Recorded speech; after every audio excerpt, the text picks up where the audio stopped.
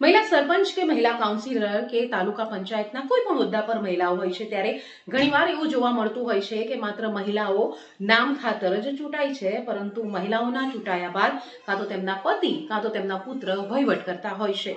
एक तरफ महिलाओने आत्मनिर्भर करवानी वात आवती होय अने बीजी तरफ महिलाओने आगळ धरी महिलाओना होद्दा पर काम करवुं ए केटलुं योग्य कहेवाय। आज आ विषय पर चर्चा करीशुं। नमस्कार, तमे जोई रह्या छो बोल गुजरात अने आपनी साथे हुं छुं हेतालिशा। सौ प्रथम तो मित्रों तमे अमारा विडियो तो जुओ छो पण सब्सक्राइब नहीं करता, विडियो ने लाइक नहीं करता अने शेर पण नहीं करता, तो मेहरबानी करी चेनल बोल गुजरात ने सब्सक्राइब करी बेल आइकॉन प्रेस करशो के जेथी तमाम अपडेट सौथी पहेला आपना सुधी पहोंचे। हवे वात करीए आपणा मुद्दा विषे। तो केटलीक चूंटणीओमां महिला उमेदवारो माटे ચોક્કસ संख्यामां બેઠકો अनामत राखवामां आवे छे। आनाथी महिलाओने राजकीय क्षेत्रमां વધુ सक्रिय भाग लेवानी तक मळे छे। आ એટલા માટે કરાયું કારણ કે એક તો લિંગ સમાનતાનો હેતુ એટલે કે સમાજમાં મહિલાઓ અને પુરુષો બંનેને સમાન તક મળે, બીજું સ્ત્રી સશક્તિકરણ એટલે મહિલાઓને નિર્ણય લેવાની અને સમાજમાં ફેરફાર લાવવાની શક્તિ મળે, અને ત્રીજું કે વિવિધ દ્રષ્ટિકોણ એટલે કે મહિલાઓના દ્રષ્ટિકોણને રાજકીય પ્રક્રિયામાં સામેલ કરવામાં આવે। આજે મહિલાઓ પર એટલા માટે વાત કરવાની જરૂરિયાત પડી છે કારણ કે ખેડા જિલ્લાના નડિયાદ તાલુકાના અંધારી આંબલી ગામના મહિલા સરપંચ ઉપર આરોપ લાગ્યા હતા કે મહિલા સરપંચના સ્થાને તેમના પુત્ર દ્વારા ગ્રામ પંચાયતનો સમગ્ર વહીવટ કરવામાં આવતો હતો।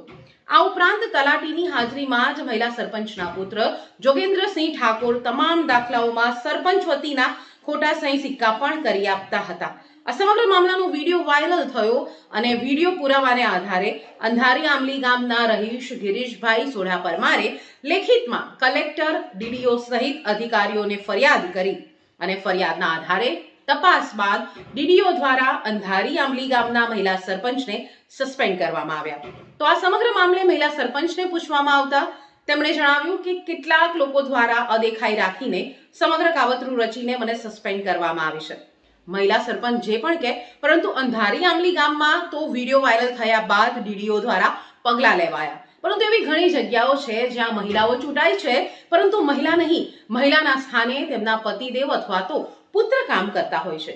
જ્યારે કોઈ હોદ્દા પર મહિલાઓને ચૂંટીને મોકલવામાં આવે છે એ પછી નગરપાલિકા પ્રમુખ હોય, નગરપાલિકાના કાઉન્સિલર હોય, ગ્રામ પંચાયતના સભ્ય હોય, તાલુકા પંચાયતના સભ્ય હોય કે પ્રમુખ હોય કે પછી સરપંચ, મહિલાઓ તો ચૂંટાઈને આવે છે પરંતુ મહિલાઓ જ વહીવટ નથી કરી શકતી।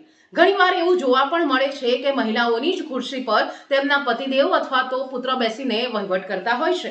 ત્યારે સવાલ એ થાય કે શું આત્મનિર્ભર મહિલા માત્ર નામનો શબ્દ છે? શું મહિલાઓ વહીવટ નથી કરી શકતી કે જેને લઈને તેમના પતિદેવ કે પુત્રને વહીવટ કરવો પડે? જો કે આ તો રાજનીતિ છે। એમાં જ્યારે મહિલાઓ માટે સીટ સિક્યોર થાય છે ત્યારે રાજનેતા પોતાના પત્ની કે માતાને ચૂંટણીમાં ઊભા રાખી તે પદ મેળવે છે અને પોતાની સત્તાને બરકરાર રાખે છે। તાલુકા પંચાયત એ ગ્રામીણ વિસ્તારોનું સ્થાનિક સ્વરાજ્ય છે। અહીં મહિલાઓ માટે અનામત સીટો હોવાથી ગ્રામીણ વિકાસમાં મહિલાઓની ભાગીદારી વધી છે।